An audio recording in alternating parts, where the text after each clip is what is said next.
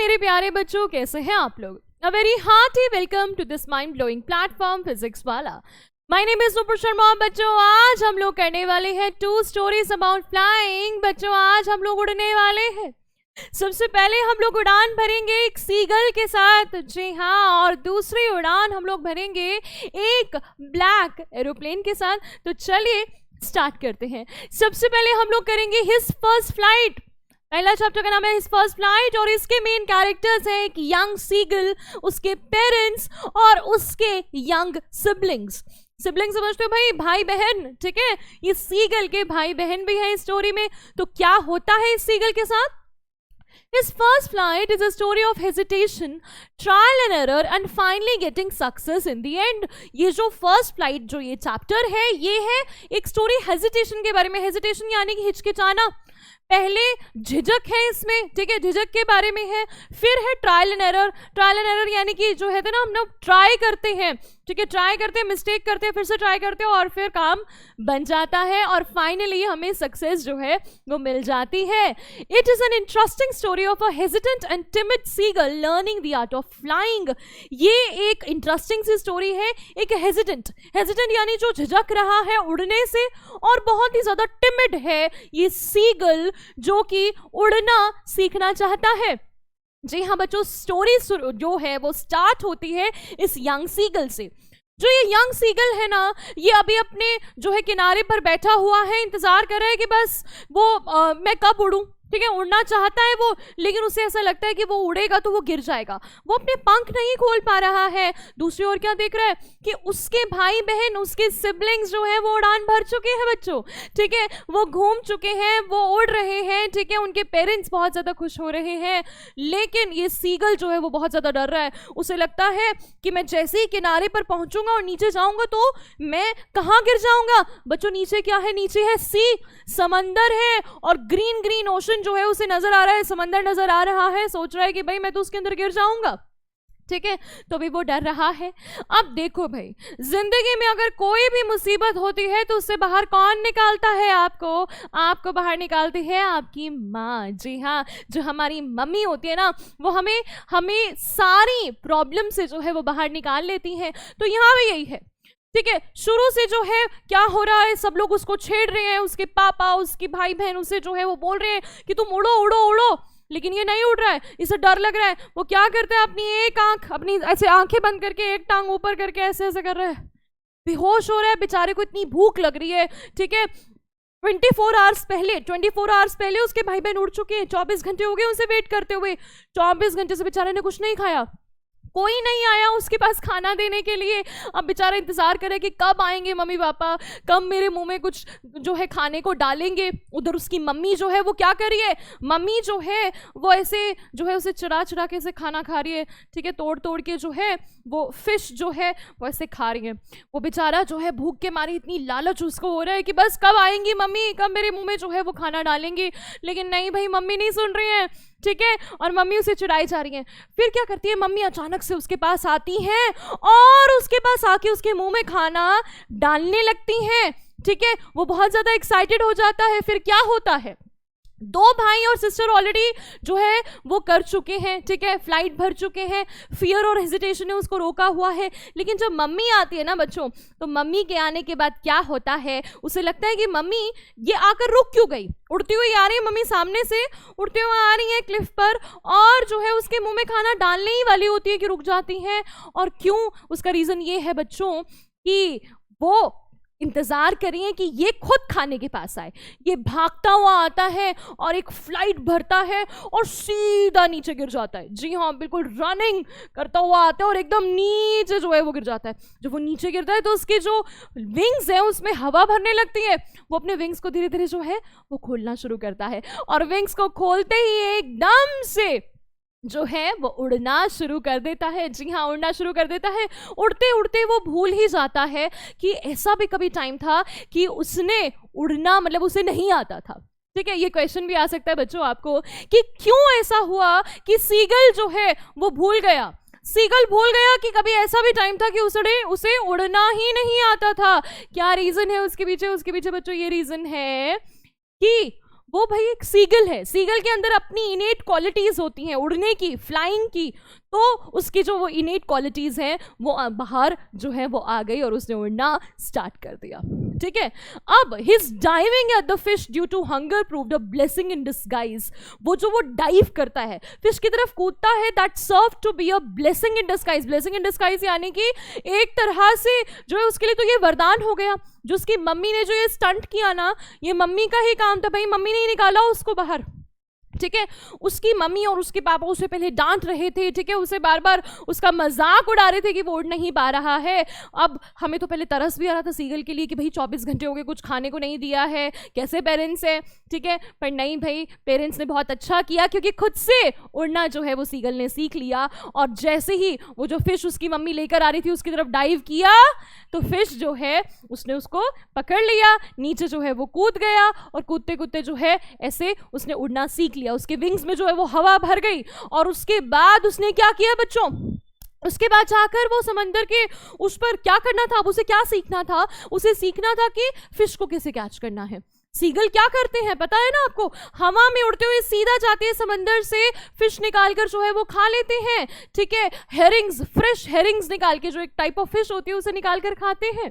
ठीक है, तो वो भी जो है अब उसका काम था उसे लैंड करना सीखना था सी पर।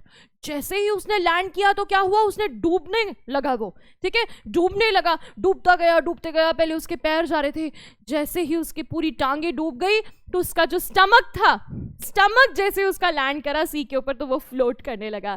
जी हाँ, हमें पता चलता है कि जो सीगल का जो स्टमक होता है, जो उसके विंग्स होते हैं ना, वो उसे हेल्प करते हैं फ्लोट करने के लिए। तो बच्चों यही चीज़ें जो है वो हो रही थी और सीगल ने जो है वो फाइनली उड़ना सीख लिया था। अपना जो फियर है और अपना जो हेजिटेशन है उसके ऊपर उसने जीत हासिल कर ली।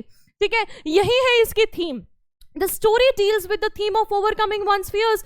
ये स्टोरी डील करती है किस तरह से हम अपने डर के ऊपर काबू पा सकते हैं। वो कहते हैं ना, डर सबको लगता है, गला सबका सूखता है, लेकिन मुकद्दर का सिकंदर कौन होता है भाई, जो अपने डर के ऊपर जो है वो क्या करता है, जीत हासिल कर लेता है। जी हाँ, वो ये करता है, डर को आगे नहीं आने देता, डर के ऊपर जो है वो क्या कर लेता है, विक्ट्री हासिल कर लेता है। और ऐसा ही हमारा जो है यंग सीगल करता है। इसमें हम क्या वैल्यू सीखते हैं, ओवरकमिंग वंस फियर्स, कि हमें अपने फियर के ऊपर उसे ओवरकम तो करना पड़ता है।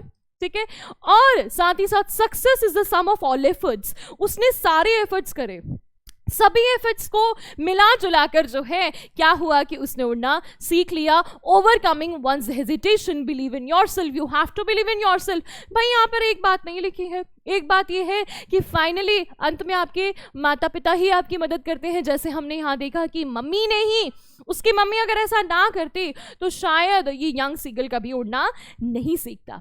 ठीक है, अब बात कर लेते हैं टाइटल की, क्या ये टाइटल सही है। ठीक है, हिज फर्स्ट फ्लाइट।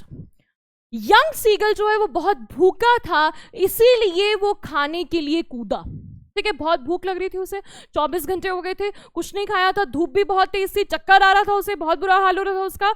जब मम्मी आती है मुंह में दबाकर फिश को, ठीक है, खाने को लेकर आती है तो सोचता है कि मम्मी मुंह में डाल देंगी खाना, पर नहीं, ऐसा नहीं होता। मम्मी पीछे हट जाती है, वो मम्मी पहुंचती नहीं है उसकी बीक तक, तो वो जो है कैच करके कोशिश करता है कि मैं जो है ना उसे पकड़ने की कोशिश करता है, मैं पकड़ लूं उसे, और पकड़ने के प्रोसेस में नीचे गिर जाता है और फिर धीरे धीरे उड़ना सीख लेता है। But his mother flew away and he fell into space. He tried to fly and expanded his wings.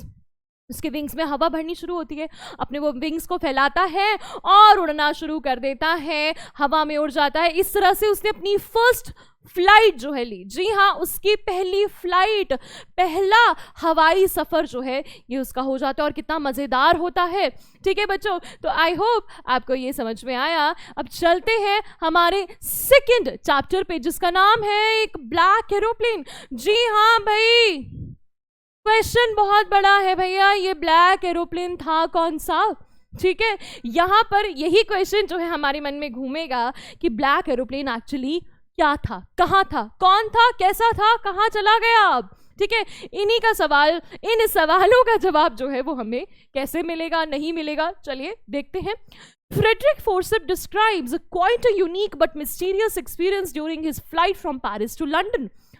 During the flight, he was lost in mountains of dark clouds. He couldn't believe his eyes. Frederick Forsyth जो है वो describe करता है एक बहुत ही unique सा experience, ठीक है, यूनिक एक्सपीरियंस। क्या एक्सपीरियंस था उसका?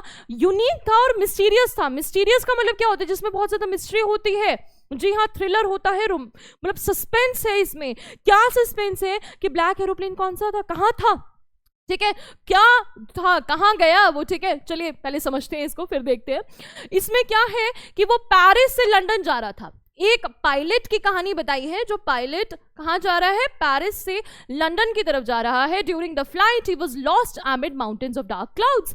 क्या होता है भाई, वो फ्लाइट जब ले लेता है तो पहले तो सब कुछ क्लियर होता है, लेकिन थोड़ी देर बाद वो क्या देखता है कि सामने बहुत सारे काले काले बादल आ जाते हैं।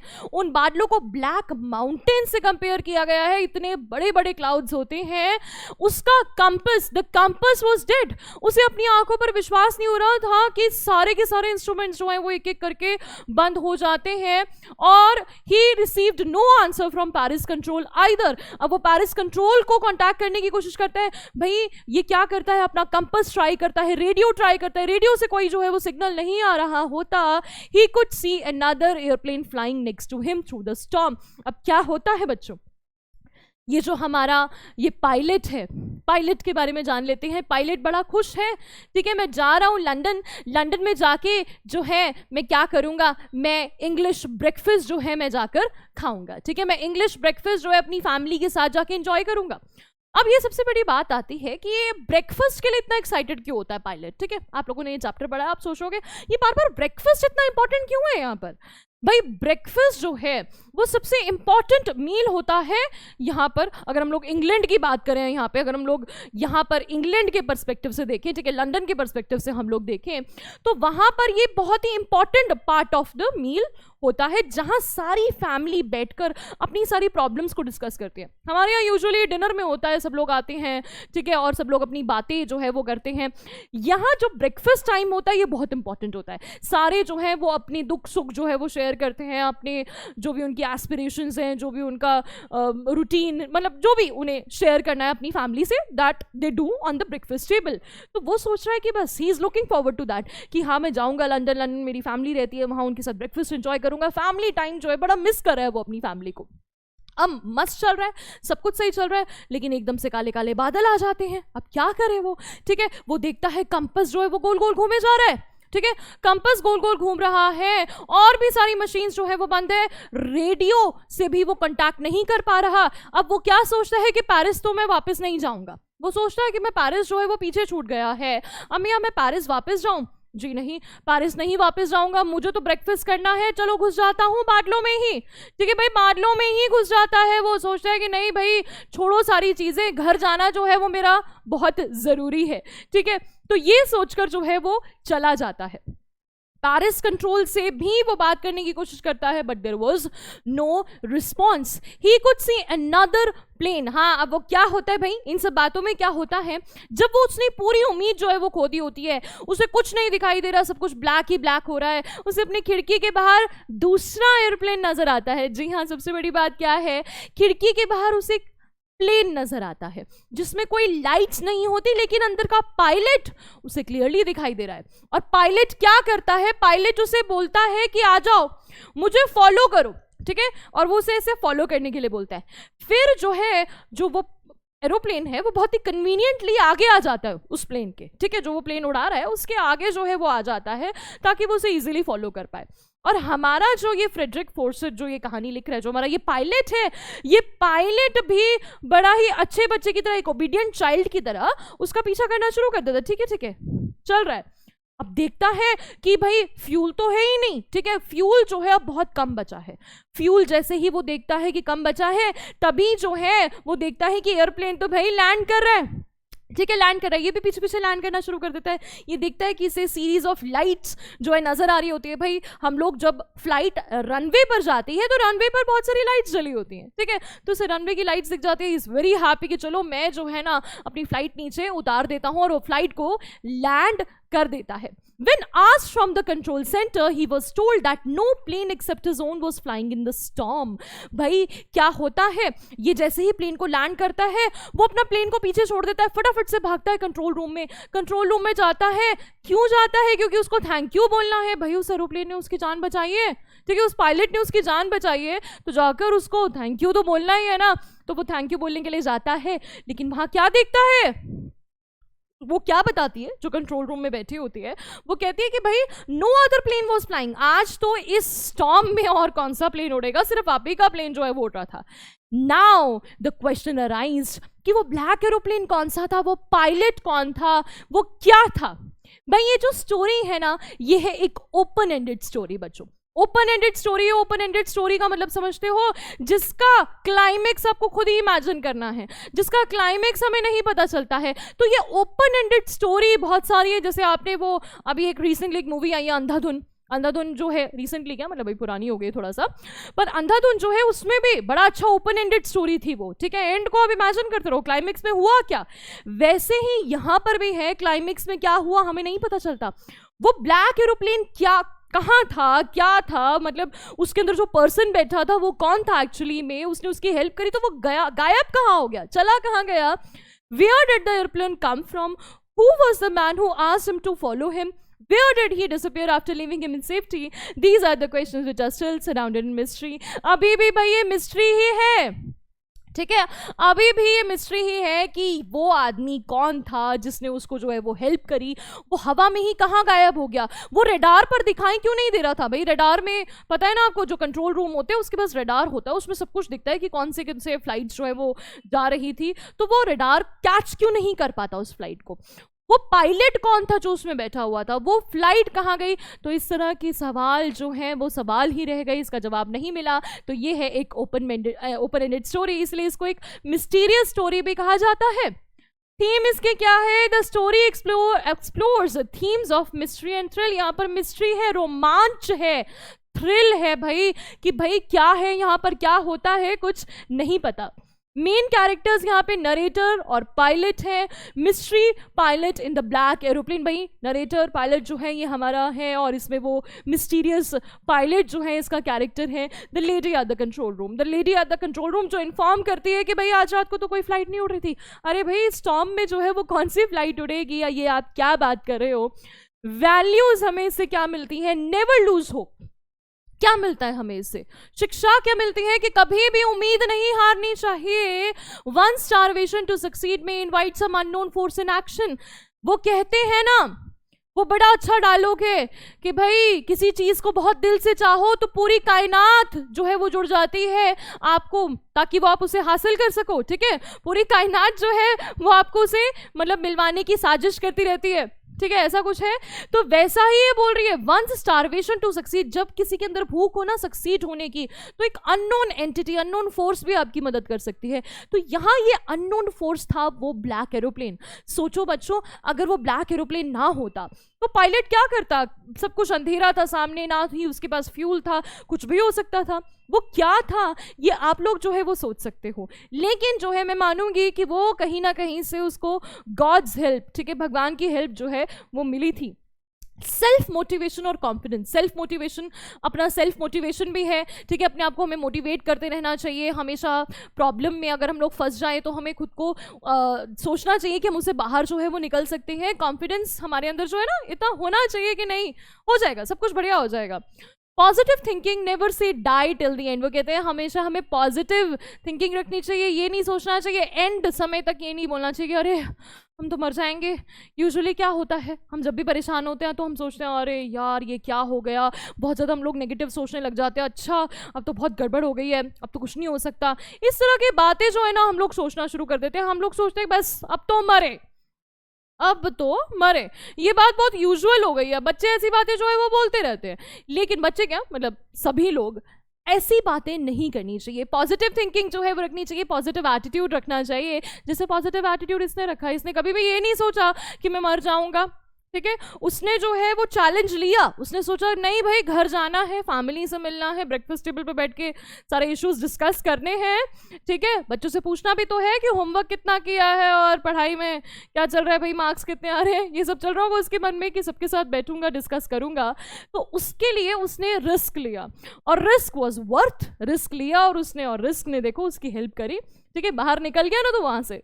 तो चलिए अब टाइटल को देख लेते हैं। The lesson black aeroplane by Frederick Forsyth reflects on how one's judgement gets distorted due to fantasising and how it creates problems. भाई कई बार यहाँ पर क्या है, अगर हमारी खुद की जजमेंट भी कभी कभी गलत हो सकती है, जैसे यहाँ पे जजमेंट इसने करी, एक कहीं ना कहीं तो इसने रिस्क लिया ना, और इस रिस्क ने उसे थोड़ा सा, हमने जैसे उसे फैंटेसाइज किया उसने कि हाँ मैं ये करूँगा वो करूँगा, नहीं नहीं मुझे पेरिस वापस नहीं जाना, मुझे रिस्क लेकर मैं वहाँ चला जाता हूँ, तो थोड़ा सा उसकी वजह से उसे प्रॉब्लम तो हुई, इनकन्वीनियंस हुआ उसे, ठीक है।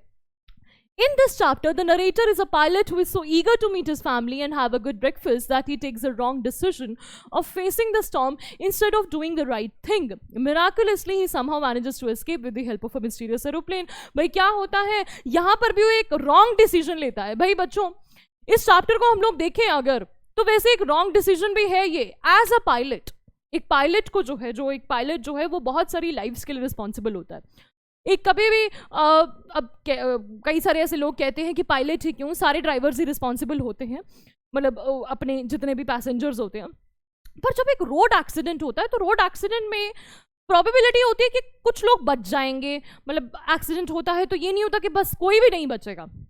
पर हाँ, जब फ्लाइट के केस में हम लोग क्या देखते हैं, बहुत ही ऐसा रेयर केस होता है, रेयरेस्ट ऑफ रेयर केस होता है कि उसमें कोई पैसेंजर बच जाए। जितने पैसेंजर्स, अगर कोई गलती हुई तो कुछ भी नहीं बचता, सारे के सारे पैसेंजर्स जो हैं वो चले जाते हैं, सभी लोग जो हैं, सभी को अपनी जान जो है वो गंवानी पड़ती है। पायलट बहुत ज़्यादा उसे रिस्पॉन्सिबल होना चाहिए, ठीक है। तो यहाँ लेकिन पायलट जो है वो रिस्क ले लेता है, ठीक है। भैया आप लोगों ने देखा भी होगा कई बार जो है पायलट की गलती की वजह से बहुत सारे लोगों की जान चली जाती है। यहाँ इसने गलती करी, सिर्फ एक ब्रेकफास्ट के चक्कर में पेरिस वापस नहीं गया, ठीक है, लेकिन एंड में फिर भी क्योंकि इसने सेल्फ मोटिवेटेड रखा अपने आप को, इसके अंदर कॉन्फिडेंस था, इसने अपना जो है वो कहते हैं ना अपना दिल नहीं हारा, इसने जो है बहुत अपनी हिम्मत बनाए रखी, कॉन्फिडेंस इसके अंदर इतना ज़्यादा था that you know a mysterious aeroplane helped him. ये मिस्टीरियस एरोप्लेन कुछ भी हो सकता था, ये कोई भूत भी हो सकता था। बहुत सारे बच्चे जो है इस कंक्लूजन पर पहुंचते हैं कि ये एक भूतिया एरोप्लेन था, यू नो जो भटके हुए एरोप्लेन्स की जो है वो मदद करता है। तो it can be anything, it is according to you, ये आप फैंटेसाइज जितना मर्जी जो है इसे कर सकते हो, it is an open ended story, तो आप जितना मर्जी जो है इसके बारे में सोच सकते हो। लेकिन येस, इसमें वैल्यू हमें यही मिलती है कि हमें पॉजिटिव थिंकिंग रखनी चाहिए, एंड तक जो है ये नहीं सोचना चाहिए कि नहीं कुछ नहीं हो सकता। तो चलिए ये दोनों की दोनों स्टोरीज में हम लोग देखते हैं, दोनों स्टोरीज में कॉन्फिडेंस की बात की गई है, सेल्फ मोटिवेशन की बात की गई है, इस चीज़ की बात की गई है कि चाहे कितनी भी प्रॉब्लम हो जाए हमें कभी भी डरना नहीं चाहिए, ठीक है, डरना नहीं चाहिए, अपने आप को मोटिवेटेड रखना चाहिए, हम कुछ भी कर सकते हैं, किसी भी ऑब्स्टैकल को जो है वो पार कर सकते हैं। तो चलिए बच्चों मिलते हैं नेक्स्ट वीडियो में, till then bye bye, take care, thank you so much.